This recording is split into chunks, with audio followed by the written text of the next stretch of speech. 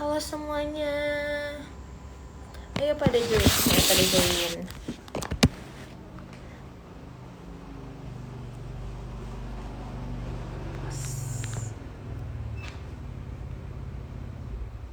Oke deh.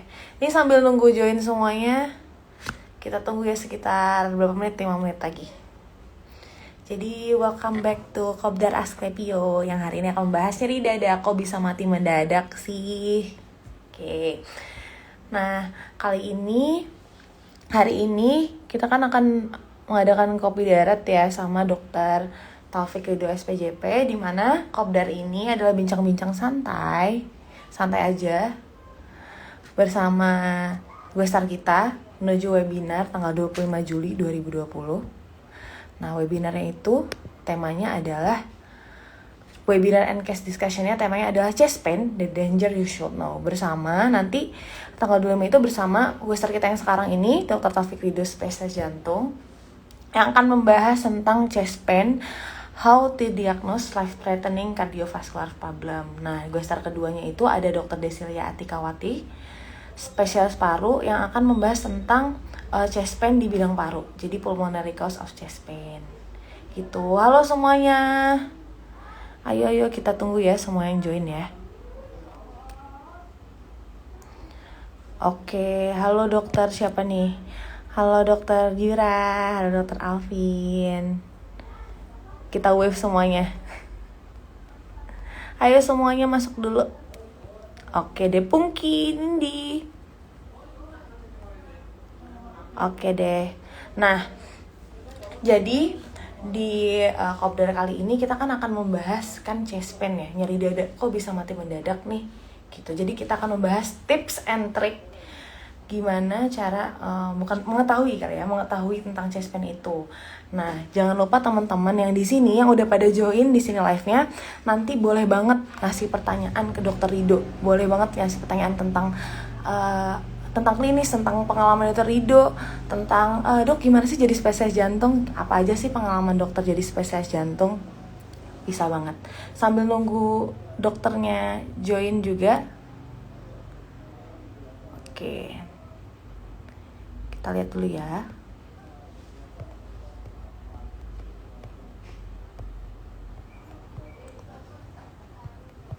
Semuanya bisa dicek juga.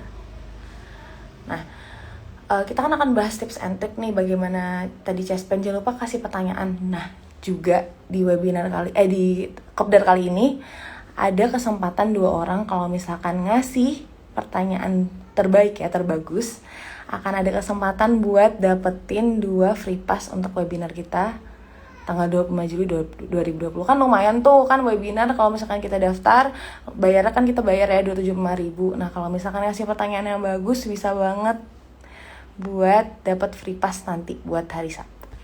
Gitu ya teman-teman. Oke deh. Oke.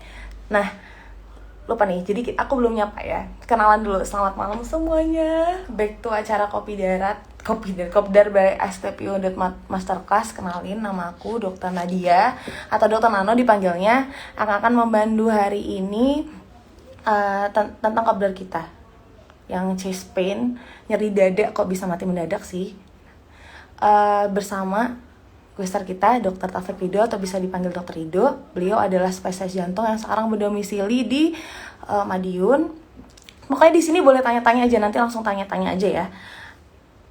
Tanya-tanya apapun boleh sama Dr. Taufik Ridho, karena Dr. Ridho nanti siap menjawabnya. Nah, terus jadi mau kenalin Asklepio juga sih. Asklepio ini apa sih? Jadi Asklepio ini itu adalah platform edukasi kedokteran. Nah, awalnya Asklepio ini adalah platform edukasi yang awalnya tuh platform ini adalah buat les kedokteran, bimbel kedokteran, buat mahasiswa kedokteran. Tapi sekarang ini adalah suatu platform kedokteran, bisa buat mahasiswa kedokteran, boleh buat koas, boleh buat dokter umum, PPDS dan dokter spesialis, di mana di sini itu ada Asklepedia, Good Morning Knowledge atau webinar dan case discussion yang akan kita ulik bersama sebentar lagi. Jadi ini adalah Asclepio yang kopdar sekarang itu cuman kayak sekarang teaser, spill aja untuk menuju webinar kita tanggal 25 Juli, Sabtu 25 Juli 2020 tentang chest pain, the dangers you should know. Bersama Dr. Taufik yang habis ini jadi gue star dan Dr. Desli Atikawati spesialis paru yang membahas tentang chest pain. Jadi sekarang kita sambut gestar kita, Dr. Rido, sebentar ya. Oke. Go live.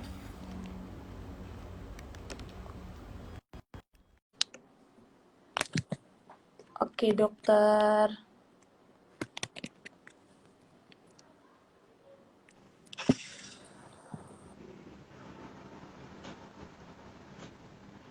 Halo dokter. Halo, Ini Assalamualaikum. Waalaikumsalam. Dokter sebentar masih connecting ya.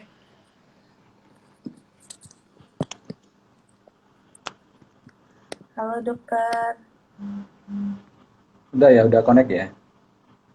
Ini tunggu ada videonya dokter ya. Semuanya udah masuk videonya. Masih connect. Udah kelihatan? Oke. Sudah?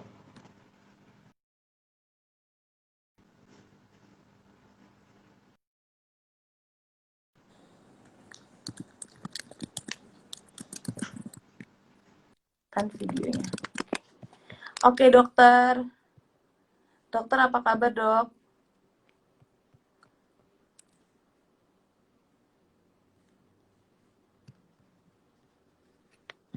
Halo dokter.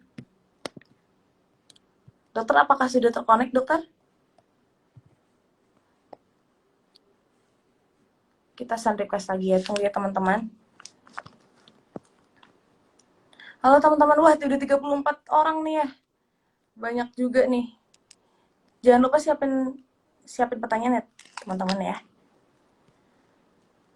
Kita waiting dulu nih. Kita waiting dulu selagi kita join. Dokternya oke. Udah ya? Halo dokter, selamat malam dokter. Tadi ada problem teknis tadi barusan. Iya, kita bisa ya dokter ya. Oke dokter, sekarang saya mau kenalin dokter dulu ya ke teman-teman semua ya. Jadi kita mau mengenal lebih jauh tentang dokter Rido nih. Jadi dokter Rido ini adalah spesialis jantung ya dokter yang sekarang berdomisilinya di Madiun, benar dokter? Betul. Betul ya dokter? Di Madiun. Di Madiun. Jadi dokter Rido ini menempuh perguruan tinggi S1-nya pertama di S1 kedokterannya di Universitas Airlangga Surabaya, lalu spesialisnya itu di spesialis jantungnya itu di UB ya dok ya? Di mana? Brawijaya. Oke, iya dok. Ya, Brawijaya. Kita pengen nanya-nanya nih dokter, emang kenal dokter lebih jauh dulu nih sama ini nih sekarang. Sekarang kesibukannya apa dok kira-kira dok? Ya ini ya, karena kita lagi pandemi COVID juga nggak terlalu banyak kesibukan.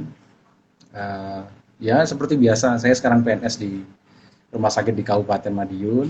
Terus setiap hari ya masih pasien di rumah sakit aja. Oh gitu dokter. Jadi Untuk jadi nggak ada kesibukan lain ya dok selain dokter bolak-balik rumah sakit dokter? Sementara saya lebih ini sih, karena lebih banyak waktu longgar pandemi COVID ini, jadi lebih banyak olahraga. Oh gitu dok. Jadi iya ini karena kebetulan saya juga dokter jantung ya, jadi biasanya kan kita suka nyaranin ke pasien gitu, tapi kita sendiri nggak jalanin. Nah ini saya jalanin nih, dan gitu. alhamdulillah nih hasilnya bagus nih. Apa gimana dok? Turunan berat badan atau gimana dok? Iya benar. Jadi kan banyak nih tips-tips nurun berat badan segala macam yang di banyak sumber lah.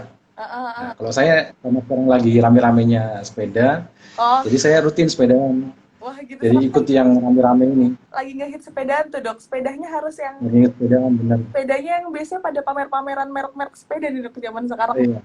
Nah, kalau saya nggak ikut pamer-pameran. Gitu. Saya cari olahraganya. Tapi gimana dok? Berarti selain olahraga berarti makannya tetap dijaga dok? Atau tidak dok? Atau makannya? Alhamdulillah. Alhamdulillah. Mantap dok. Jadi dokter kan sekarang di Madiun dok. Terus saya sekarang posisinya berarti masih di Madiun ya dok ya? Ya, masih di Madiun. Dok. Berarti sekarang dokter sekarang kesibukannya bolak-balik rumah sakit, menjadi bapak rumah tangga mungkin ya dok ya? Betul. Oke dok. ikut bantu-bantuin istri. Kenapa dokter? Biasanya nggak sempat bantuin istri, sekarang bisa bantuin Oh iya dok ya, sekarang bisa. bersih-bersih rumah. Kira-kira gimana dok di masa-masa pandemi COVID ini, maksudnya di rumah sakit Heeh. dokter yang sangat apa ya, merasakan perubahan signifikan pada pasien mungkin, atau kesibukannya jadi berkurang banget, atau pasiennya makin sedikit gitu ya dok ya? Ya secara umum dari teman-teman juga memang pasti nurun. Jadi di rumah sakit itu kan jumlahnya rata-rata sekitar 50% dibanding waktu sebelum pandemi COVID ya. Hmm. Eh, ya kita harus bisa ngambil sisi baiknya, artinya kita lebih punya banyak waktu longgar bersama keluarga, kita bisa manfaatin waktu untuk melakukan hobi kita yang sebelumnya mungkin kita nggak sempat, dan mungkin buat yang suka baca, suka belajar, suka nulis, akhirnya lebih banyak waktu akhirnya untuk lebih banyak belajar, Jadi, termasuk buat webinar ini kan. oh iya benar banget dok. Jadi jangan lupa Iya, ikut webinar by Dokter Rido. Nanti jangan lupa hari Sabtu. Jangan lupa ya dokter ya. Kita harus ikut promosi nih. Sabtu ya, Sabtu jangan lupa. Sabtu sore jam 3. Nah, Sabtu sore jam 3 sampai jam 5. Ini pasti seru banget dok. Soalnya kemarin saya juga udah banyak di DM sama teman-teman saya nih dok, yang dulu pernah jadi murid-murid dokter, udah dibilang kayak, oh dokter Rido nih enak banget ngajarnya dok. So, kayak banyak banget yang bilang kayak gitu. Jadi jangan lupa ya teman-teman. Kan ini dok, sebenarnya tuh saya lihat nih dok, saya baca CV dokter ya dok ya. Untuk saya tuh pengen nanya sebenarnya motivasi dokter menjadi spesialis jantung. Apa sih pengalaman dokter sebagai spesialis jantung ini dok? Banyak nggak sih pengalamannya? Gimana road to menjadi spesialis jantung ini gitu? Bagi seorang dokter Taufik, dokter Rido, Mungkin dari motivasi dulu ya. yang motivasi. Eh, Kalau motivasi sebenarnya dulu itu awalnya dari rasa tidak bisa. Jadi Oh gitu dok. saya paham dari teman-teman dokter umum, dari koas itu kan memang stase di jantung itu kan cuma sebentar. Iya. Tak lama, tapi tuntutannya harus menguasai dengan kasus-kasus yang banyak yang kompleks.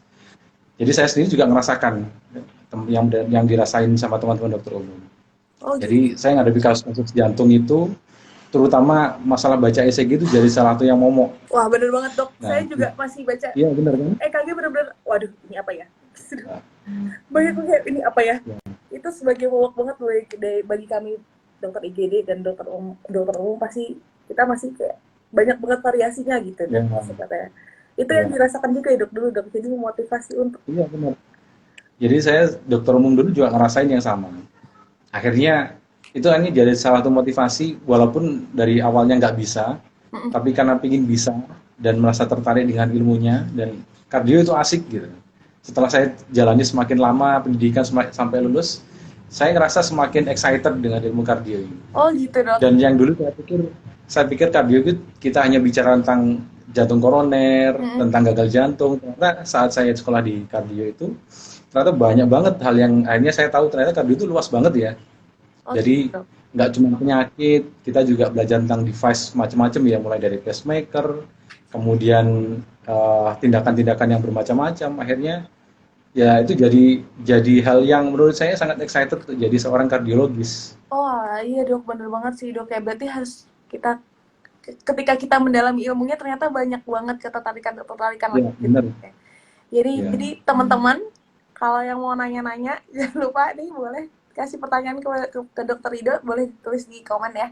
Nanti bakal bakal di bakal kalau pertanyaannya bagus bakal dapat 2 free pass webinar, jangan lupa gitu. Jadi nanti langsung kita tanyain aja ke dokter Rido. Dokter, saya mau nanya lagi nih dokter sebenarnya. Yang bikin saya penasaran Hmm. adalah ketika saya lihat CV dokter ini sebelum jadi dokter jantung sempat PTT ya dok. Ya, benar. PTT-nya bahkan di dokter PTT pusat kategori daerah sangat terpencil di puskesmas Kemangai Kalimantan. Kalimantan Barat. Nah, Itu dok ya. ada kemarin kayak ada motivasi untuk PTT dulu, itu gimana dok?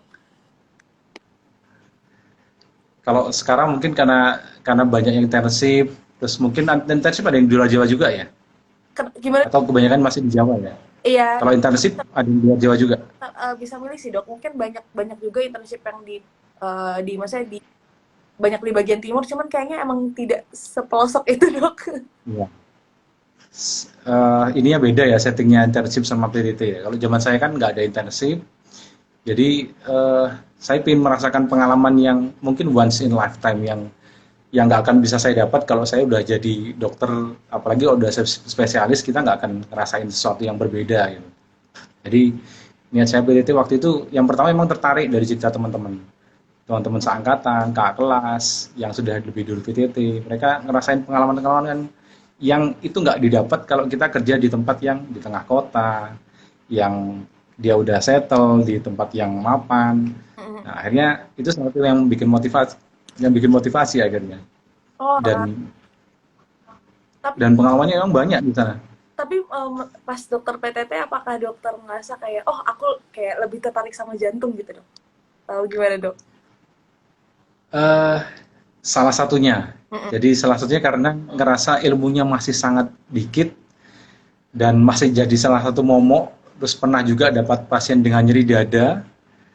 Terus dilakukan ECG juga bingung. Ini sebenarnya chest pain-nya ini karena masalah jantung atau bukan gitu.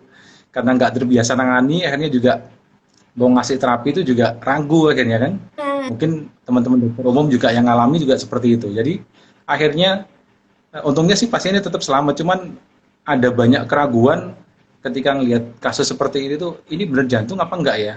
Dan itu yang ingin saya ajarkan. Saya pernah ngerasain dokter umum dan ngerasa kesulitan nyeri dada ini karena jantung atau bukan. Kalau misalnya jantung itu kira-kira karena apa?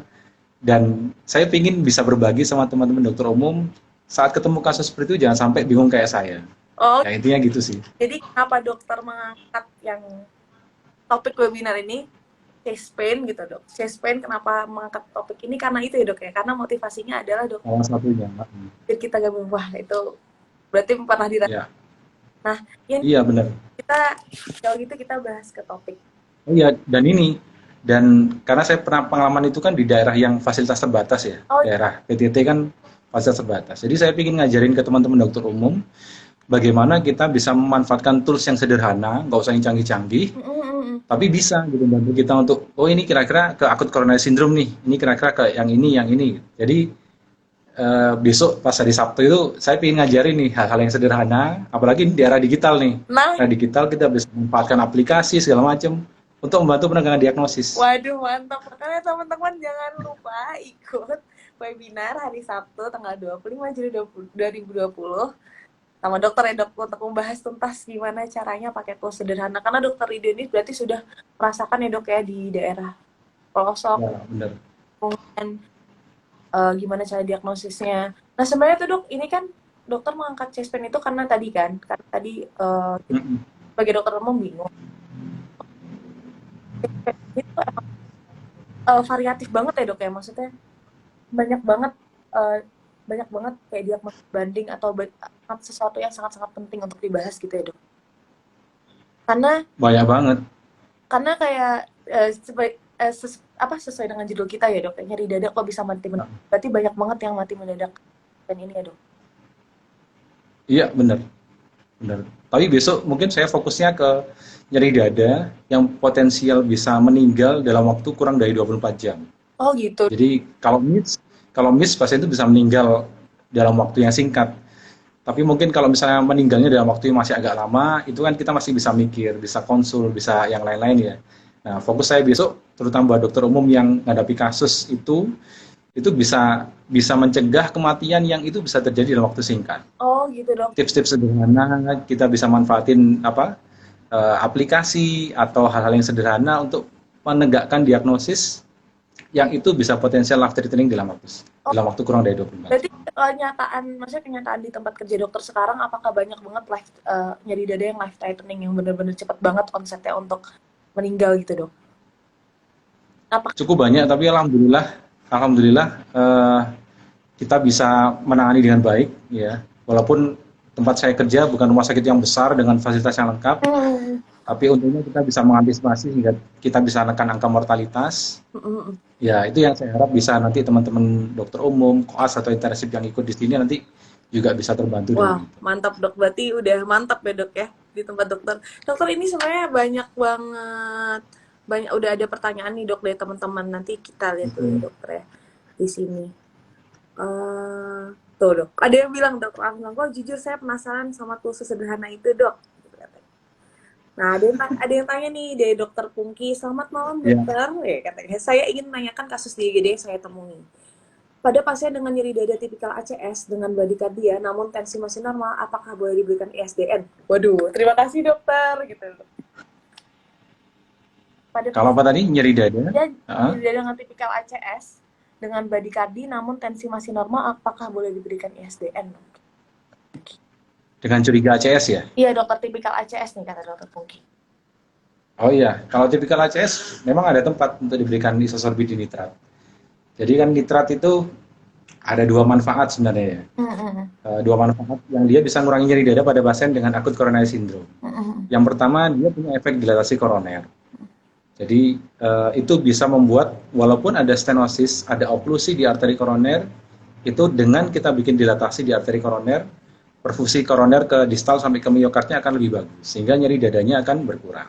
Karena nyeri dada ACS kan karena perfusi ke miokardnya kan berkurang nih. Mm-mm. Jadi resiko terjadi nekrosis, iskemia, infark, jadi nekrosis yang akhirnya irreversible. Nah, nyeri dada ini itu muncul karena proses yang tadi. Kalau kita perbaiki perfusi akan membaik. Jadi yang pertama untuk dilatasi. Yang kedua itu karena isosorbit nitrat punya efek venadilator. Oh, Jadi mengoptimalkan fungsi vena biar dia lebih bisa banyak menampung darah sehingga volume yang masuk ke ventricle jadi lebih sedikit. Nah ini bahasanya agak anu nih, agak kardiologis ini. ya, Tapi ya moga-moga agak ngerti. Tapi nanti lebih banyak saat hari H nih. ini Jadi intinya dia bisa menurunkan beban kerja dari miokard sehingga menurunkan myocardial oxygen demand sehingga akhirnya nyeri dadanya berkurang. nah, Ya, prinsipnya sederhana gitu. ya, ini dokter Pungki bilangnya dengan bradikardia namun tensi masih normal dokter. Berarti boleh ya dok ya? Boleh, Boleh. boleh. Boleh. Bradikardi bukan kontraindikasi untuk isosorbit nitrat, jadi boleh diberikan. Wah, dokter Ais jelasin sekarangnya udah seru banget ya dok. Kayak gimana nanti pas webinar dokter? Ada Ya moga-moga nanti lebih banyak ya ilmunya waktu hari H nanti ya. Iya dokter, berarti untuk mendiagnosis TSPN ini sebenarnya sih dok, apakah yang paling penting tuh apakah whole kita anamnesis atau pemeriksaan fisik? Karena kan kadang kita bingung ya dok, ya orang tuh bilang nyeri dada di mana, di mana, di mana. Jadi ini pemeriksaan fisik juga kunci atau kayak pemeriksaan fisik itu penting banget atau kita harus kayak tahu jelas dia TSPN-nya kayak apa gitu dok? Penting, penting semua. Tetap nomor satu anamnesa dulu. Anamnesa tetap nomor satu dan besok ada key-key untuk kunci-kunci untuk terutama yang life threatening ya. Jadi nyari dadanya seperti apa yang mengarah ke sini, yang ke sini, yang ke sini. Kemudian ditambah dengan penunjang dari pemeriksaan fisik itu sebagian besar sudah bisa kita kenali. Kalau masih bingung dari dua itu bisa kita bantu dengan ada tools yang tadi saya bilang sederhana dari Waduh, aplikasi. pakai. Nanti saya kasih tahu aplikasinya waktu hari H. Nah, itu dia. Jangan lupa teman-teman harus daftar, jangan lupa webinarnya harus daftar. Dokter, ini ada pertanyaan lagi sebenarnya, tapi ini pertanyaannya dari Fania Rizky Amalia. Selamat malam dokter, yang bertanya apakah ada kaitannya penggunaan vape dengan nyeri dada? Kan ada kasus yang saya temui dok. Pasien laki-laki usia 20-an tahun, obesitas, pengguna vape 5 tahun. Sebenarnya ada nggak sih dok? Ada di sini kayak, di sini vapor sih dok, penggunaan vapor dengan nyeri dada. Ini mungkin lebih ke paru atau ke jantung. Penggunaan apa? Kita bingung kan dok? Vapor dokter. Vapor itu yang ini ya, Yang elektrik. ya elektrik sebenarnya tuh kita juga suka bingung sih. Nah, Jadi tuh kalau misalkan ada pasien datang kan nyeri dada, nyeri nyeri dadanya tuh ke paru atau jantung ya, kita sering banget bingung itu dok. Seseknya paru atau jantung hmm, dok. Ada hmm. dan triknya dok. Eh, itu kandungannya saya kurang terlalu ini tentang kandungannya ya. Mm-mm. Tapi kalau misalnya ada kandungan nikotin, itu bisa mencetuskan atau men-trigger vasokonstriksi. Salah satunya vasokonstriksi di arteri koroner. Oh gitu. Walaupun dia koronernya normal, walaupun nggak ada plak, nggak ada stenosis, tapi dia bisa mencetuskan terjadi vasokonstriksi. Oh, Jadi kalau kalau muncul vasokonstriksi spasme di koroner juga keluhan utamanya juga pasti nyeri dada mirip banget dengan koroner. oh gitu dokter. Jadi emang suka Iya. tumpang tindih soalnya kita sebagai dokter di IGD tuh sangat-sangat sering banget bingung dok. Kayak ini tuh bagaimana sih jelas ini tuh ke arah mana sih kita mau konsulin nih, konsulnya ke jantung atau ke paru biasa gitu dok. Itu ya dok ya. Jadi kalau pengen tahu juga tetap jangan lupa ikut webinarnya. Oh, nih dokter, ada pertanyaan lagi dok. Iya, benar. Oh ya, terima kasih banyak dokter atas penjelasannya. Kata dokter. Oke. Lalu ada pertanyaan lagi dok dari Abang Bro. Selamat malam dokter, saya mau bertanya. Pada COVID, apakah boleh dilakukan RJP pada pasien dengan suspek COVID, dok? Terutama di puskesmas yang APD masih kurang. Terima kasih, dok. Wah, kayaknya penting nih, dok. Bukan penting ya, mungkin sering ditemui ini kayak pertanyaannya sangat-sangat relate dengan keadaan sekarang gimana, dok? Kira-kira, dok, boleh nggak, dok, RJP? Iya.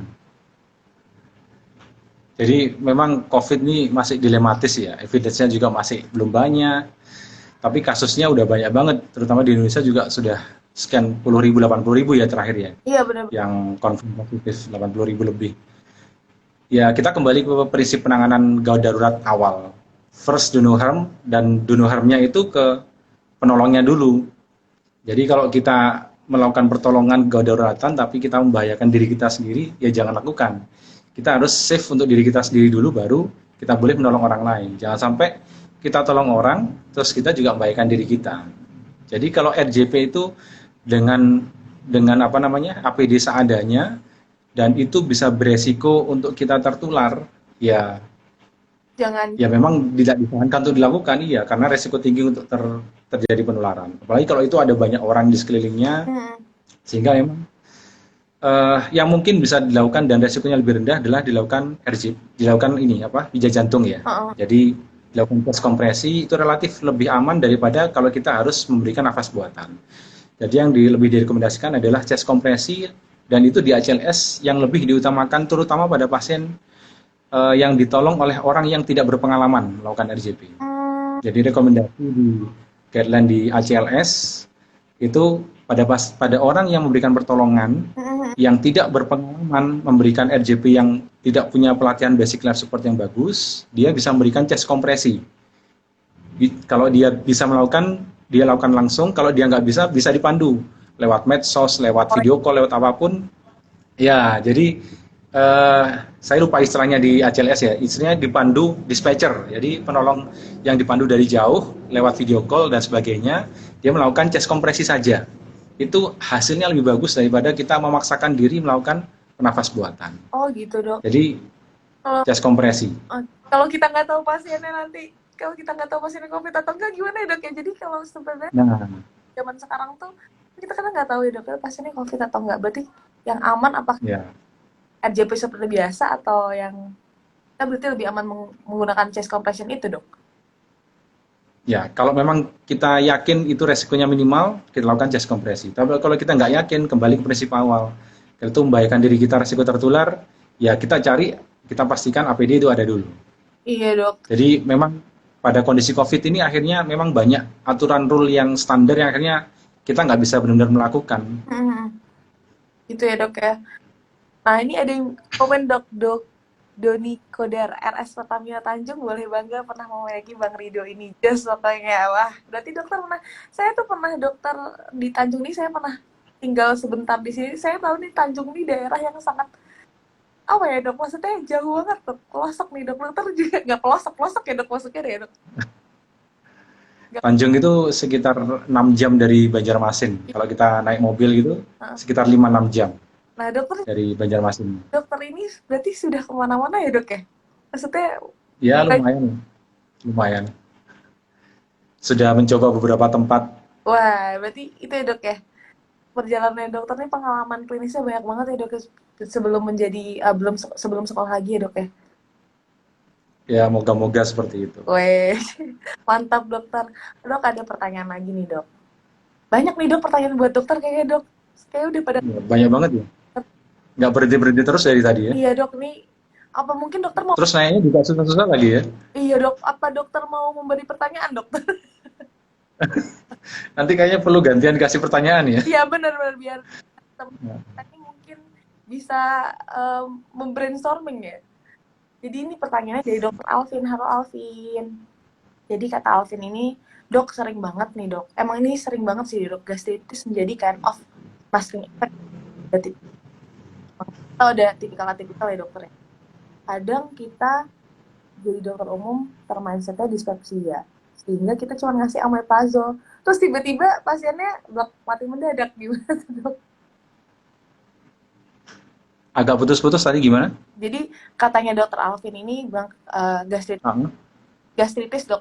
gastritis kan sering Ah, ah, ah. dari nyeri dada tipikal ACS. Jadi Ya. jadi dokter umum itu cuman mindsetnya, oh ini kayak dispepsia dok, jadinya kita sering pakai Mm-mm. omeprazol aja kan dok, biasa lah Mm-mm. omeprazol, terus tiba-tiba pasiennya mati mendadak. Meninggal.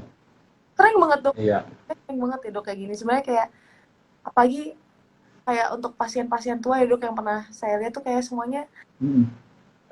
bener-bener kayak semuanya kayak keluhannya dispepsia. Itu gimana dok? Iya. Jadi biasanya nyeri ulu hati itu salah satu bentuk dari yang disebut angina ekivalen. Jadi seperti angina pectoris, Hmm. sebenarnya dia suatu angina pectoris tapi tidak khas nyeri dada. Oh iya. Dalam bentuk itu tadi, salah satunya nyeri ulu hati. Itu biasanya manifestasi klinis dari stem inferior. Jadi hati-hati juga nih teman-teman. Dan ini juga pengalaman saya sendiri waktu dulu dokter umum. Jadi ada 2 kasus waktu di rumah sakit saya waktu itu, waktu dokter umum. Kebetulan bukan saya, alhamdulillah bukan saya waktu itu. Jadi teman saya 5 kasus seperti itu, rawat inap, baru malamnya pastinya meninggal, kardiak arrest, RJP meninggal.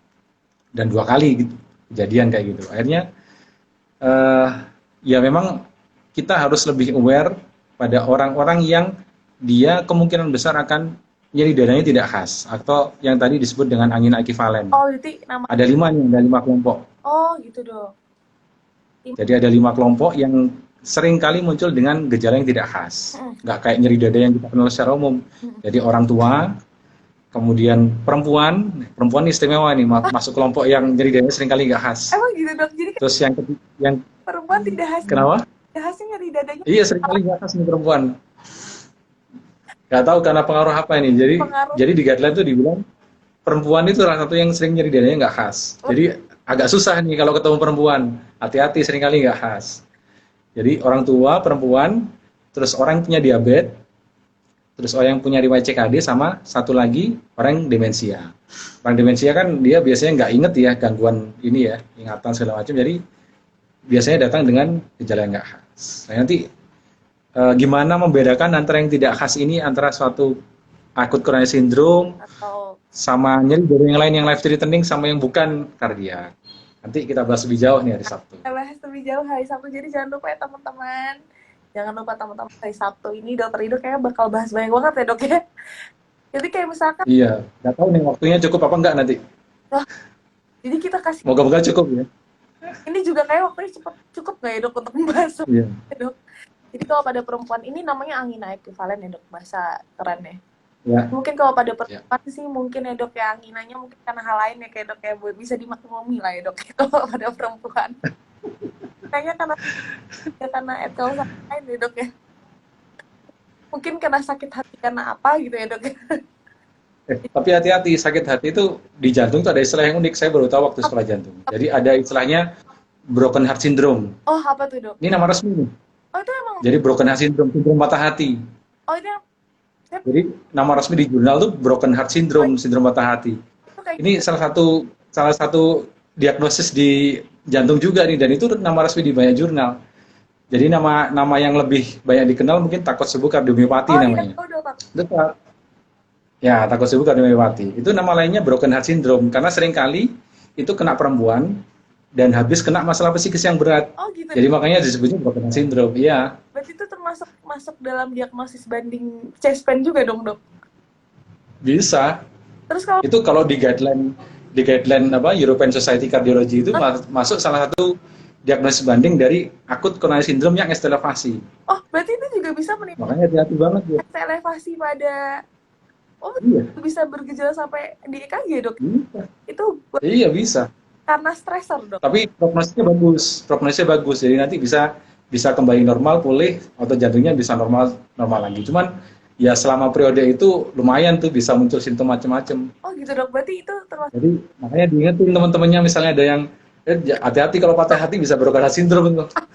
itu beneran, Perlu di ECG itu kalau ada nyeri dada itu ya. beneran karena broken heart itu membuat, maksudnya di struktural jantungnya itu ada patologisnya dok, sampai bikin kayak gitu. Iya bener, bener. Ya? Tapi memang biasanya sih bukan wanita usia muda, wanita yang usia pertengahan atau usia tua. Tapi triggernya itu karena masalah psikis yang berat. Oh gitu dok. Jadi, Dan itu akhirnya ya bisa. oh berarti kita benar-benar nggak boleh sedih-sedih dan stres ya dok ya? Iya bener, nggak boleh sedih. Walaupun COVID kayak gini kita nggak boleh sedih. Berarti Walaupun jenuh di rumah jangan sedih. hati-hati teman-teman jadi broken heart syndrome. Itu berarti dok terapinya kalau misalkan broken heart syndrome kita cuman sembuhnya kita nggak boleh stres aja gitu dok? Atau kita Ya salah satunya itu. Salah satunya yang trigger yang bikin stres itu harus dihilangkan. Sama nanti ada terapi karena dia manifestasinya itu seperti gagal jantung karena ventrikelnya jadi agak gede. Jadi terapinya terapi standar gagal jantung, heart failure. oh gitu. Nanti prognosisnya bagus nanti. Iya. Oh lagi. Cuman dia sempat ngalamin simptom yang macam-macam tuh selama sampai menunggu sembuh nanti. Oh gitu dok. Berarti benar-benar ya Iya. untuk nyeri dada yang broken heart aja bisa bikin patologis lah. Berarti kita emang nggak boleh broken heart nih dok. Bagaimana dok tipsnya biar nggak broken? Iya, nggak boleh broken heart, harus segera move on. Habis tinggalin satu cari yang lain. Waduh cari yang lain. Jadi kita gantikan seseorang kita harus cari orang yang baru gitu ya dok. Itu tips dari dokter Ido nih. Dokter yang nanya, dokter boleh nggak sih dok sharing pengalaman paling berkesan selama dokter mendalami kardiologi ini? Bisa jadi pembelajaran dan motivasi untuk teman-teman. Bener banget ini dok. Apa sih dok pengalaman dokter paling berkesan tentang apa ya selama dokter menjadi dokter jantung atau dokter sebelum dari dokter jantung menjadi dokter umum biar kita sama-sama termotivasi gitu. Mungkin pengalaman sebagai dokter umum aja ya, Ya mungkin biar lebih lebih ngena ke teman-teman yang lagi join di sini ya. boleh. Kalau sebagai spesialis nanti yang lain nggak bisa ngerasain, soalnya kan yang banyak join teman-teman dokter umum ya. Iya benar-benar dokter boleh. Jadi saya dulu pernah dapat pasien waktu saya waktu masih dokter umum, saya tugas di UGD, ada pasien dengan nyeri dada yang hebat. Nyeri dadanya itu sampai tembus ke punggung, sampai keringat dingin, orangnya gelisah. Biasanya kalau ketemu kayak gitu, kita seringkali asumsi kita langsung, wah ini akut coronary syndrome nih. Cuman waktu itu kebenaran saya pas habis ikut ACLS, Advanced Cardiac Life Support. Iya dokter. Jadi seminggu 2 minggu sebelumnya saya habis selesai ACLS, terus dapat kasus itu. Dan nyerinya itu ternyata yang lebih dominan tuh bukan nyeri di dada depan, tapi nyeri di punggung. Tapi dia ngerasa mulai dari depan sampai belakang. Dan waktu itu, setelah saya gali, ternyata lebih mengarah bukan ke akut coronary syndrome, lebih mengarah ke salah satu Diagnosis life threatening cardiovascular problem yang lain yang itu jarang banget ketemu. Sebagai dokter umum dan sebagai kardiologis itu jarang banget ketemu kasusnya. Yaitu diseksi aorta. Waktu saya konsul ke SPJP-nya yang bertugas dan beliau setuju itu diseksi aorta. Nah, kan gimana bisa bedakan itu? Itu kayaknya nanti yang akan saya share dan itu berkesan banget buat saya. Dan akhirnya pasiennya bagus sampai pulang tuh. Itu sesuatu yang berkesan yang buat saya, kebetulan waktu itu karena habis ikut ACLS masih teringat ilmu-ilmu kegawat daruratan tentang kardio, jadi masih fresh banget lihat pasien tuh bisa lebih teliti lihatnya dan itu caranya jadi sesuatu yang berkesan terbawa sampai sekarang. berarti pasiennya pas dulu dokter kan diagnosis benar, konsulnya juga benar, terus pasiennya bisa ditangani dengan baik gitu dok. Ya, Bisa. alhamdulillah seperti itu. Aduh, mantap dong berarti. Nah, nanti mungkin waktu hari ya saya ceritakan tuh kalau jadi seperti itu kira-kira mengarahnya kelainannya kemana, diseksi Oh, aorta yang seperti apa tuh. jadi emang beda banget ya dok kayak tipe nyeri dada ini benar-benar dapat dibedakan secara rinci sebenarnya dok ya. Tinggal kitanya Iya, iya. nah, Dan kadang-kadang kita itu tidak perlu menggali sampai yang dalam. Apalagi kalau settingnya di UGD ya. UGD itu kan kadang-kadang membutuhkan waktu. Kalau pasien baru yang datang barengan banyak, kita cuma waktu singkat untuk bisa anamnesa, pemeriksaan fisik, harus cepatnya kita bisa tegak, oh ini gawat nih, ini nggak apa-apa, ini aman, bisa dikasih anti nyeri dulu. Nah kadang-kadang kita nggak perlu anamnesa yang dalam-dalam, iya. anamnesa singkat tapi mengarah, kita langsung bisa, oh ini kayaknya ini nih mengarah ke sini. Gitu.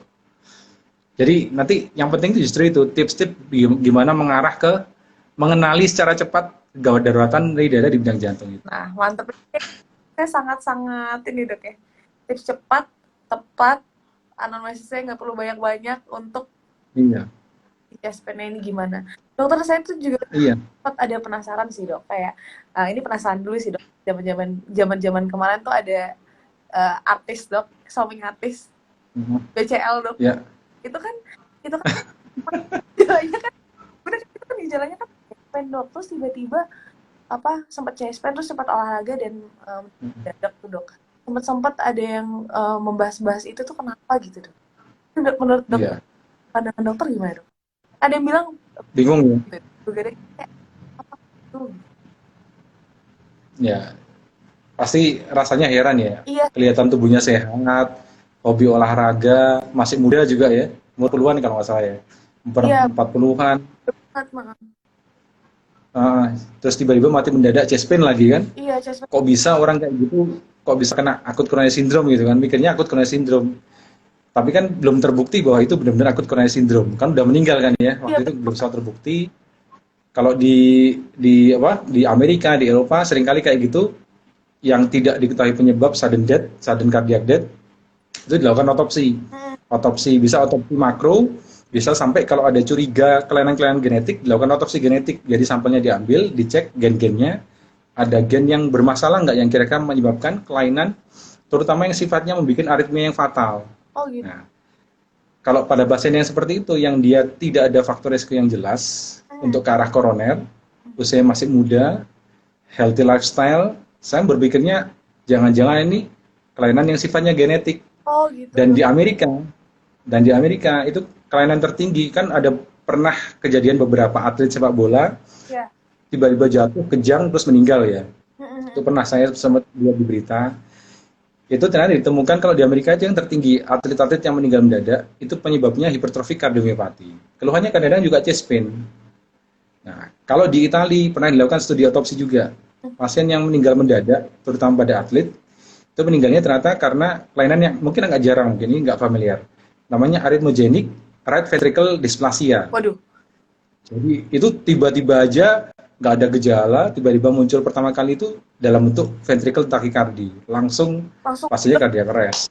Oh gitu dok. Iya. Banget yang banyak banget ya dok ya sebenarnya dok yang kayak gitu dok. Maksudnya kejadian yang tiba-tiba mendadak tidak punya faktor resiko. Iya. Kalau kayak gitu dok, kalau Nah, seringkali kita kan seringkali kalau ngeliat gitu meninggal mendadak, oh koroner nih, koroner. Tapi nggak selalu koroner. oh Iya, nggak selalu koroner penyebabnya. ternyata begitu teman-teman. Jadi kasus-kasus untuk meninggal mendadak itu nyeri dada mendadak itu bukan berarti ini quotes saya dok ya. Mungkin ini bisa kita ambil ya dok ya. Iya. Bukan berarti Ah, suatu ACS karena kita selalu mikirnya itu suatu iya. coronary syndrome ya dok ya, padahal itu bukan. Nah kalau misalkan untuk mengetahui kayak itu kan genetik dok.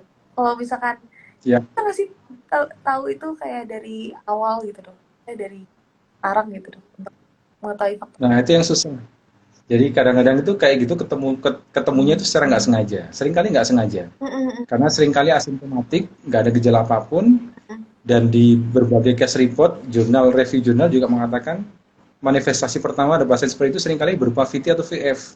Oh Jadi undetected, undiagnosed sebelumnya. Kalau dia pas melakukan complete medical check up, iya, terus dokternya jeli, udah ada sesuatu, mungkin bisa ketahuan di work up yang lebih lanjut, ketemu akhirnya. Walaupun di Indonesia kita belum punya fasilitas untuk pengecekan genetik ya, masih jarang sekali ya. Tapi paling enggak dari echo atau MRI itu kadang-kadang kita bisa menentukan, oh ini kayaknya kelainannya mengarah ke sini. oh gitu, Itu sudah bisa kita tegak. oh gitu, Ya. Biasanya cek gen-gen tertentu itu untuk mengetahui ini tipe yang mana gitu. Misalnya kayak hipertrofi kardiomiopati penyebabnya karena kelainan gen yang mana gitu. Tapi diagnosa sendiri sudah bisa tegak dengan echo atau dengan MRI. wah, wah bener dok ya, berarti semuanya itu kita sekarang maksudnya sebagai dokter kan kita melihatnya pada satu pintu, padahal sebenarnya banyak banget ya dok Iya. diketahui. Banyak banget. Wah, Iya. oh ini ada yang bilang, oh penting ini buat yang seneng olahraga katanya. Jadi yang emang hipertrofi vertikal itu pasti banyak banget pada orang yang olahragawan gitu dok ya. Apakah olahragawan Iya. Iya. gitu, dok? Maksudnya yang seperti udah atlet gitu ya dok ya. Mm. Oh, Bener. Dan itu harus bedain. Jadi gini, ada bedanya antara yang tadi hipertrofi kardiomiopati mm, sama penebalan ventricle atau penebalan otot jantung yang karena olahraga pada atlet atau istilahnya atlet heart, jadi jantungnya atlet. mm, mm, Itu ada beberapa kriteria, tapi salah satu paling gampang kalau pengen bedain, beda ini. ya karena yang satu sifatnya genetik, yang satu sifatnya karena didapat karena latihan yang berat. Jadi kalau atlet heart yang variasi normal itu kalau kita berhenti latihan 3 bulan, nanti ototnya normal lagi.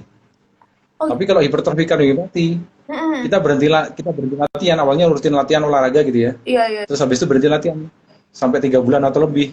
Dicek lagi ototnya itu masih nebal, dan nebalnya seringkali itu nebal yang nggak biasa, benar-benar tebal banget. Waduh. Otot dari ventricle itu tebal banget. Oh gitu dok. Itu kalau misalnya pengen bisa pengen tahu ini termasuk variasi normal atau yang kardiomiopati hipertrofik nih. Nah, evaluasi paling gampang dari Eko, yang paling pemeriksaan paling murah tapi cukup bagus untuk menegakkan. Nanti 3 bulan olahraganya ringan aja nih, ringan aja yang nggak membebani jantung terlalu berat. Evaluasi jantungnya, kalau ototnya kembali seperti normal, berarti ini variasi normal. Oh gitu. Tapi kalau tetap tebel dan tetap tebelnya itu aneh, asimetris lagi, wah itu mengarah ke kardiomiopati hipertrofi. Berarti itu permanen ya dok ya? Berarti atau bisa Permanen. oh gitu dok. Ya, permanen. Dan setelah itu gejalanya juga chest pain. Waduh, tuh, another chest pain ya dok. Berarti nyeri dada ini sangat Iya, benar. ya dok. Terus sebenarnya tuh gejala-gejala ini kan, ini tuh sebelum-sebelumnya tuh saya termasuk suka, maksudnya saya merasa kadang-kadang saya suka chest pain itu mungkin karena yang biasa-biasa yang gak nyeri itu berarti kayak mialgia aja ya dok, kayak karena otot-otot gitu yang kurang olahraga gitu. Kemarin saya sempat baca jurnal yang menarik ini. Jadi salah satu penyebab chest pain yang paling banyak itu ternyata panic disorder, Oh gitu dok. karena faktor psikis. Dan itu ternyata di Amerika sendiri, di Amerika dan Eropa itu, panic disorder, jadi nyeri dada karena panic disorder, karena faktor psikis itu, seringkali mereka dirawat, di work up segala macam, ternyata normal, dan pulang tanpa ada diagnosis yang jelas. Oh, Tapi karena masalahnya nggak pernah ditegakkan, akhirnya mereka ini jadi penurunan quality of life karena nyeri dada yang berkelanjutan, yang sebenarnya karena psikis. Coba dia misalnya ketahuan lebih awal, diarahkan ke apa, psikiatri, terus dikasih apa, terapi yang pas untuk diperbaiki kondisinya, dia akan bagus kualitas hidupnya. Tapi pasien-pasien seperti ini seringkali jadi kayak terlantar, tidak terterapi dengan baik, akhirnya jadi dadanya berkepanjangan, iya iya. akhirnya kualitas hidupnya juga ini menurun. Kasihan sebenarnya orang-orang seperti itu. Lama-lama Ya moga-moga nggak termasuk yang kayak gitu ya. lama-lama broken heart syndrome ya dok. Balik lagi. Nggak broken syndrome, bener. Lama Kena trigger sedikit, putus dari pacar atau apa, ada nanti di broken syndrome. broken Bahaya tuh. bahaya banget ya dok ya. Berarti kita itu yang dapat hari ini, berarti kita tidak boleh stres soalnya nanti kita dapat si broken heart syndrome itu ya dok ya. Dokter, ada pertanyaan lagi, waduh ini banyak banget yang nanya sama dokter ya. Banyak. Mantap. Dari Pratiwi Anjari, selamat malam dok, izin bertanya. Pada pasien dengan nyeri dada tipikal ACS, EKG ST elevasi dengan riwayat perdarahan, apakah tetap boleh diberikan trombolytik dok, sama RS dalam golden period? Pertanyaan yang bagus nih. Oh iya, fibrolitik pada pasien riwayat perdarahan ya? Kan, riwayat perdarahan, Oh iya, tetap dibuat trombolytik? boleh. Boleh. Boleh, tergantung perdarahannya di mana dulu nih. Kalau perdarahannya intrakranial, severe hemorrhagic, Iya, sampai kapanpun nggak boleh. iya. Fibrolitik kontraindikasi. Tapi kalau perdarahan misalnya gastrointestinal, kalau dia sudah lewat antara 4 sampai 8 minggu boleh. Boleh, boleh. Jadi aman diberikan. Nah, masalah walaupun tetap kita harus mengedukasi pasien bahwa tetap bisa terjadi lagi perdarahan. Pada pasien yang nggak ada riwayat perdarahan aja masih bisa terjadi perdarahan, apalagi yang riwayat perdarahan. Bener, Tapi aman, nggak ada kontraindikasi. berarti emang bener-bener harus hati-hati ya dok ya, memberi ini ya, Ya. politik. Oke dok, ini bilang, oh dok saya kalau dari Maya, aduh halo Maya, dok saya kalau lari lama suka nyeri dada, nanti saya tiba-tiba bisa mati mendadak dok. Aduh, ini emang dipengaruhi ya dok ya, maksudnya untuk nyeri dada itu dipengaruhi aktivitas juga ya dok ya? Oh iya, iya benar. Itu yang koroner ya. Yang koroner nih ya. Kita bicara koroner ya. Iya dok. Kalau koroner ya, salah satu yang khas adalah exertional chest pain atau chest pain yang terjadi saat aktivitas. Dan itu ada sebuah studi, saya juga baru baca beberapa hari yang lalu. Jadi salah satu yang khas pada pasien-pasien yang sudah tegak bahwa dia ACS itu, yang spesifik sekali itu salah satunya adalah riwayat adanya nyeri dada saat aktivitas, exertional chest pain. Itu nilai patognomisnya kalau kita bisa menemukan itu dari anamnesa itu tinggi, kemungkinan besar ini suatu ACS. Kalau dia datang ke kita nyeri dada akut dengan riwayat exertional chest pain, kemungkinan besar dia ACS. Tapi banyak banget dok, saya tuh nemuin pasien jadi yang kayak mungkin like dia tuh kalau EKG-nya ST elevasi, cuman dia nyeri dadanya kadang banyak banget yang kayak biasa aja gitu dok. Maksudnya fastnya tidak fast yang tinggi banget, mereka pasiennya masih santai-santai gitu dok, masih santai nyeri, tapi nyerinya nggak yang nyeri banget gitu dok. Emang banyak juga ya dok yang kayak gitu. Ya intinya itu sebenarnya banyak gambaran ECG ST elevasi yang tidak selalu itu STEMI. Salah satunya tadi broken syndrome, Takotsubo kardiomiopati. Dia datang biasanya chest pain-nya nggak seperti chest pain ACS, chest pain-nya ringan. Oh gitu dok. Jadi ada juga diagnosis banding yang lain yang gambarannya ST elevasi juga. Jadi Jadi ada beberapa kelainan yang kita harus waspada, itu mungkin bukan suatu ST elevasi miokardial infark. oh gitu berarti. Jadi bisa jadi pas ketemu yang seperti itu, bukan yang ACS tapi yang lain, yang gambarannya kebetulan sama ST elevasi. Jadi belum tentu ACS, elevasi itu belum tentu ACS. Belum, Waduh, belum tentu. makin bingung dok saya jadi di IGD dok, gimana dok? Iya. Jadi bingung ya sekarang ya? Iya jadi bingung. Bingung kan sekarang ya? Iya, Nah, moga-moga nanti dapat pencerahan nih. iya nanti Waktu hari Sabtu dapat pencerahan ya. benar banget. Jadi dapat pencerahan hari Sabtu untuk tips and triknya mendiagnosis chest pain ini dengan benar ya dok ya. Oleh by dokter Rido. Iya. Kali dok ilmunya ini udah banyak banget gitu dapat ilmunya dok ya hari ini. Berarti dok saya perlu EKG nggak dok? Ya ini takutnya broken heart syndrome nih dok. Sebenarnya kalau misalkan EKG pada kayak misalkan suka nyeri dada yang ringan-ringan gitu penting nggak sih dok? Kayak misalkan sering nyeri dada, cuman kayak itu perlu evaluasi tidak dok? Apa enggak dok? Kalau usia 40 tahun ke atas, baik perempuan maupun laki-laki disarankan untuk rutin check up. Kalau tidak ada masalah bisa 2 tahun sekali bisa. Tapi kalau dia ada masalah, disarankan misalnya kolesterolnya tinggi nih, disarankan 6 bulan sampai 12 bulan sekali check up untuk dipastikan faktor resikonya itu terkontrol. Oh iya. Jadi paling tidak itu bisa meminimalkan resiko terjadinya akut coronary syndrome. Gimana? Karena gimana pun chest pain terbanyak kalau di kardio itu paling banyak ACS memang ya. Iya. Cuman kita harus aware bahwa nggak semua itu ACS. Ada nyeri dada yang berat, ternyata yang lain bukan ACS. Ya broken heart ya dok. Udah saya broken heart dok. Broken. Faktor resiko makan yang berkolesterol dulu gimana ya dok ya? Terus kurang COVID ya dok. Iya. Kira-kira COVID ya. Kurang apa? Kurang olahraga nih kan. Oh gitu ya. Justru harusnya COVID banyak olahraga kan, banyak waktu senggang ya.